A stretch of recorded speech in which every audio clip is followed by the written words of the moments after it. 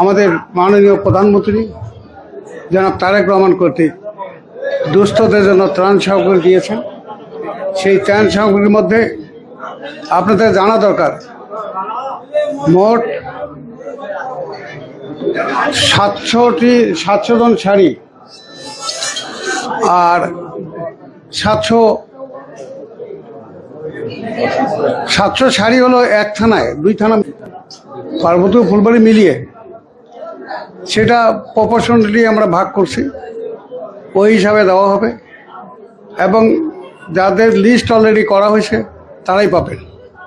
আমি আপনাদের কাছে অনুরোধ করব যে একদিনই তো এটা হবে না, কেবল মাননীয় প্রধানমন্ত্রী সবেমাত্র শুরু করেছেন, এটা আবার আসবে, আবার দিব আমরা, এবং স্বচ্ছতার সাথে ডিস্ট্রিবিউশন হবে, এইটা আমি আশা করি। আপনারাও আমাদেরকে সহযোগিতা করবেন। আমাদের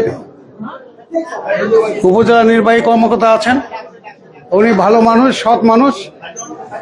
আমরা সেই উপজেলা প্রশাসনের কাছ থেকে সহযোগিতা নিব, আমরাও সহযোগিতা করবো যাতে করে সুন্দরভাবে এই কাজটা করা যায়। আমি আর কথা বাড়াবো না, মহান রাব্বুল আলামিনের কাছে শুকরিয়া আদায় করছি, তিনি আজকের এই দিনে আমাদেরকে একটি সুন্দর কাজ করার তৌফিক দিয়েছেন। আমি প্রধানমন্ত্রীকে ধন্যবাদ জানাচ্ছি, যিনি আমাদেরকে আমার এই নির্বাচনী এলাকায় দুস্থ মানুষের জন্য শাড়ি এবং টাকা প্রেরণ করেছেন।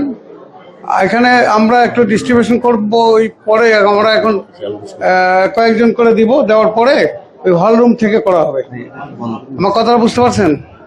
তা আমি আপনাদের কাছে বিনীত অনুরোধ করবো, হইচই করবে না, পাবেন সবাই, যারা লিস্ট হয়েছে তারা সবাই পাবে, কিন্তু একসাথে তো সবাইকে দেওয়া যাবে না, হইচই করেও লাভ নেই। একটা নিয়মতান্ত্রিক পন্থায় আপনাদেরকে নিতে হবে, এখানে সই করতে হবে, আপনাদেরকে টিপ দিতে হবে, এগুলো অনেক কাজ আছে, যে কাজগুলা প্রশাসনের সবাই ছুটিতে, কিন্তু ওনারা কাজ করতেছেন এই আপনাদের জন্য। ওনারা এসছেন কষ্ট করে, পরিবার পরিজন ছেড়ে আমাদের কাজ করার, তো ঈদের সময় বাড়ি যাওয়ার কথা নাকি, কিন্তু আপনাদের জন্য এসছে, কিন্তু আপনাদের সহযোগিতা করতে হবে। আমার কথা বাড়াবো না, সবাইকে ধন্যবাদ জানাচ্ছি।